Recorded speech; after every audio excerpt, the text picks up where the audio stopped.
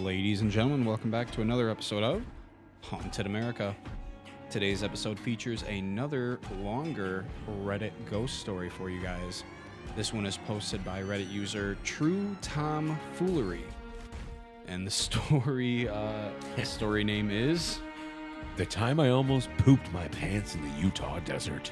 So yeah, all this story and our thoughts and comments on it on today's episode of Haunted America.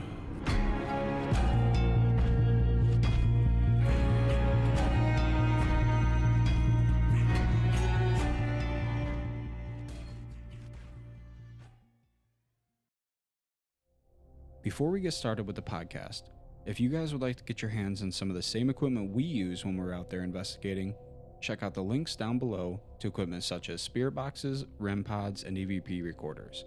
These are just a few of the things that can help you get started with your own investigations. We do get a small commission every time you guys use one of our links. And please rate and review on whatever platform you're listening on. It helps the algorithm and pushes us out to newer listeners. Also, if you would like your stories read on the show as part of America's Encounters, email us at hauntedamericapodcast@gmail.com. That's hauntedamericapodcast@gmail.com. Now, let's get into the show. So, yeah, interesting story name here. The time I almost pooped my pants So hopefully it's a story and not too much more. in the Utah desert. This happened a while ago, but I still think about it. I moved to Utah desert in my early 20s to work as a wilderness therapy trail staff. Didn't know that was a job.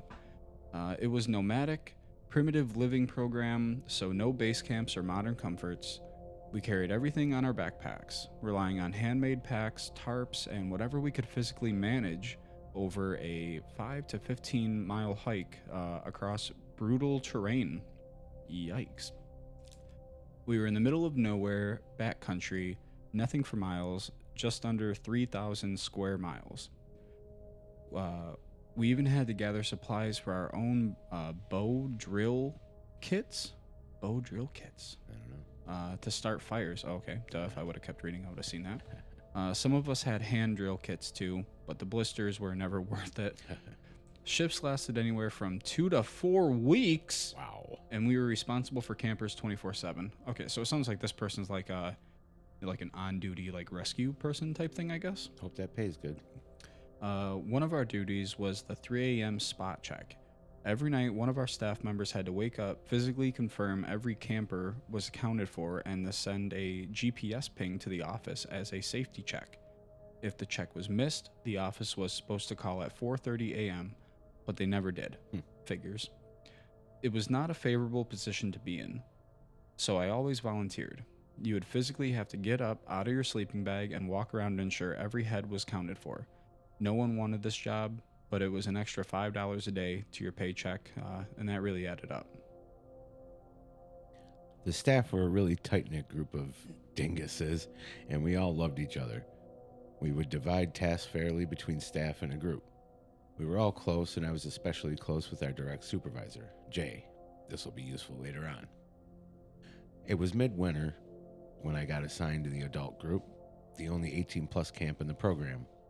Also happened to be co-ed. This meant some special requirements, like separate boys and girls camp, a specific distance from our main camp.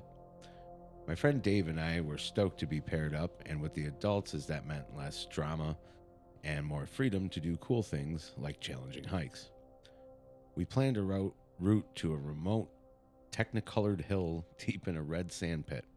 It would be a perfect campsite with tree cover and enough space to separate the boys and girls camps. After a week of hiking, we arrived. The nearest service road, I'm talking backcountry, barely a road kind of road, was half a mile away and approached the hill from one direction. One way in, one way out situation for driving and supplies for the weekend. The company's transport vehicles would bring our food and water over this weekend. That night, after setting up camp, Dave and I stayed up late with a few campers, making a terrible attempt at wilderness desserts.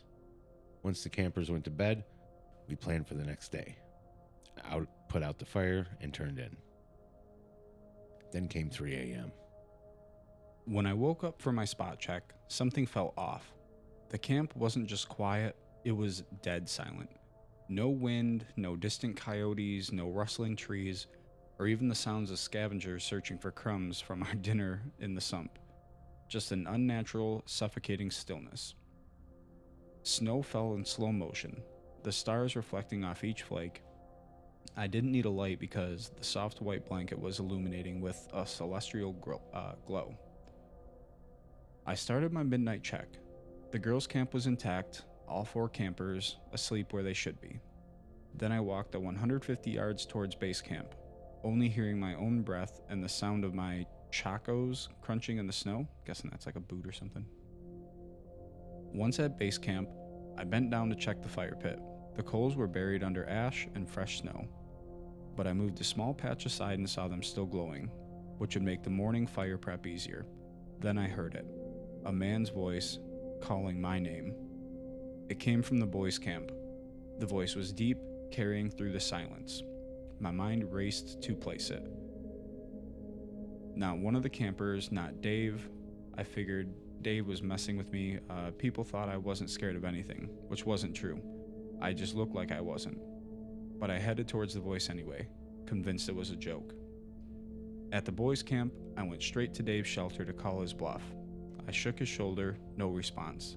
I climbed into his shelter and placed a hand to his carotid, yeah, my bad, artery, just to be sure he wasn't dead. He had a palpable pulse, but no movement. His thoracic cavity was barely moving from his breath. This was the same guy who would wake up at a twig snapping, who snored like a chainsaw, yet now he was utterly silent. I even tried a sternum rub, nothing. Jeez. Uneasy, I checked the 4 male campers, all accounted for, all asleep, all breathing. Then, from beyond the campsite, my name again. The voice came from down the hill. The only way out was the far more distant service road behind us.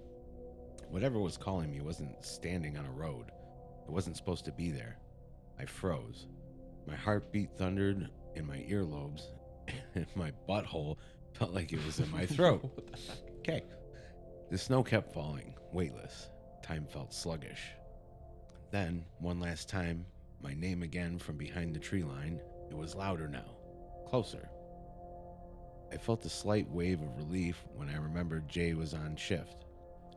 I pulled out the inReach and sent Jay a message. Hey, are you there? Come say hi. If he was messing with me, he'd own up to it quickly with an, you got me. But no reply came. I power walked back to my shelter, buried myself in my sleeping bag, and clenched my eyes shut. As the first hints of daylight softened the sky, I finally slipped into sleep. Okay. A few hours later, I woke up. No one was awake yet, so I collected my store of dry firewood I had hidden in my shelter the night before, and we went off to start the morning fire. About half an hour later, Dave emerged from the trees, rubbing his eyes and pulling on his jacket. He sat in silence for a long time, and I had assumed he was contemplating breakfast. Finally, he piped up. Hey, dude.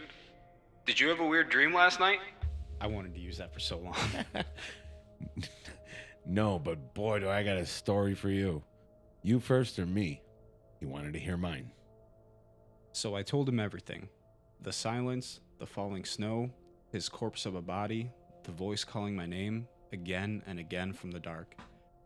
He listened wide-eyed. When I finished, he said, ready? In my dream, the group woke up, but we couldn't find you. Bam. Yeah, I love that. I love that voice. I love this thing. We called Jay, and he came with search and rescue. All they found was a trail of deer prints leading from your shelter into the woods, but that was it.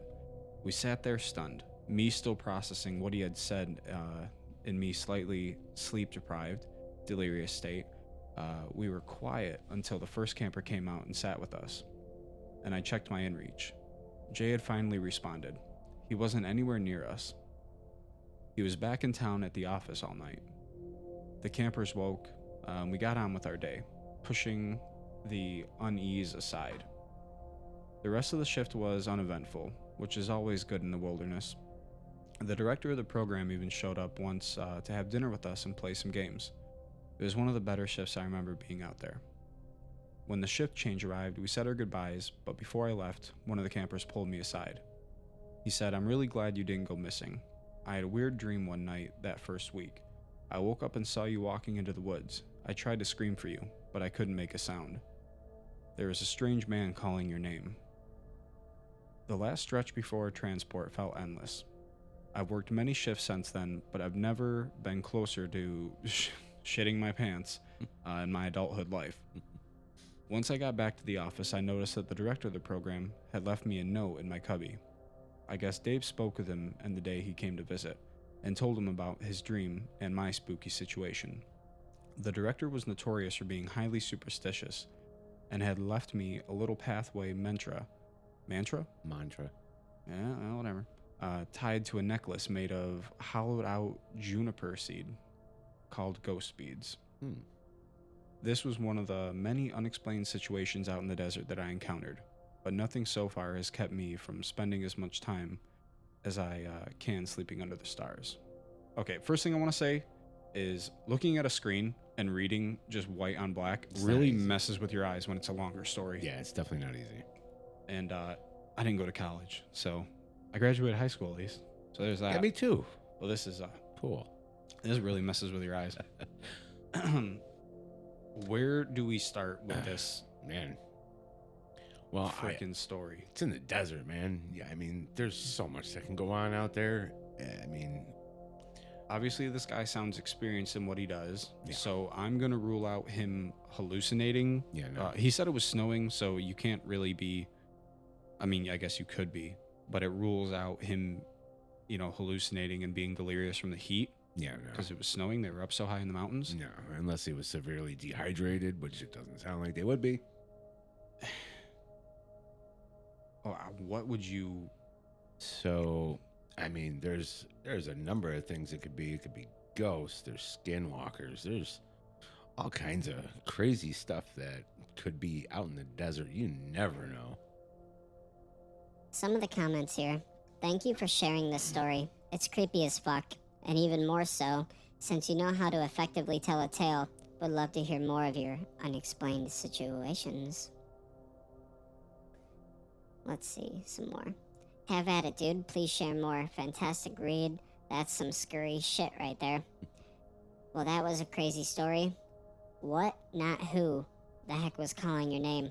I would not have been able to go back to sleep. That's what It's I'm weird saying. that everyone had a dream about what you were going through while they were sleeping. Glad you did not follow that voice.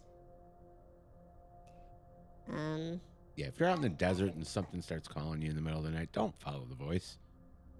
Not You're a good great idea. storyteller. Thank you for sharing. That is terrifying that at least 2 people had the same dream and that the voice was calling your name. Thank goodness you ignored it. I Right. wonder what it was. Yep. Ooh, this one right here. Fantastic story. I had a friend from Utah that had a similar job to yours and experienced something very close to what happened to you. Dear Prince and all. Wow. I don't know. Dear It had Prince to and have all. been some sort of spirit that just haunts the woods, right? I mean, it wasn't Bigfoot. You know, I mean, it could be Native American. Yeah, Utah. You're land. yeah. I didn't even put that together. Yeah, Mhm. you might have been on like some old Indian burial ground up in the mountains or something like that. And it could be something that mimics, mimics your friend's voice, knows your name. Yeah, but like some of these commenters said, it's weird too that the campers that were sleeping had a dream about him while he was going through all this kind of stuff. Mm-hmm. And it's weird that he went up to I think Dave was his name, in his tent. He said he normally wakes up to the sound of a twig snapping. Yeah, that was. And he weird. walked up and his pulse was slow and he was barely breathing and all this other stuff. Like what kind of entity can do that to somebody? Obviously a strong one, but like, Yeah. I like, mean, what? By his description, the guy was close to death. I don't So understand. I mean, This is a very detailed, crazy story. there's all kinds of crazy stuff that can go on in the desert.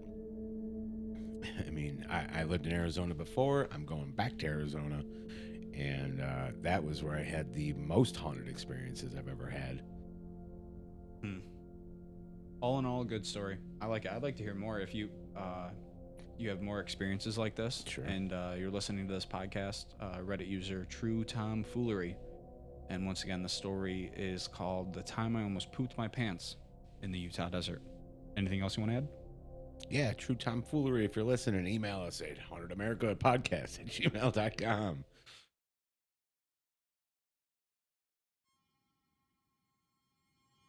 So thank you guys for joining us for today's episode of Haunted America. Until the next time, I am Dalton Taylor. And I'm Jess Trapasso. And we'll see you on the next episode of Haunted America.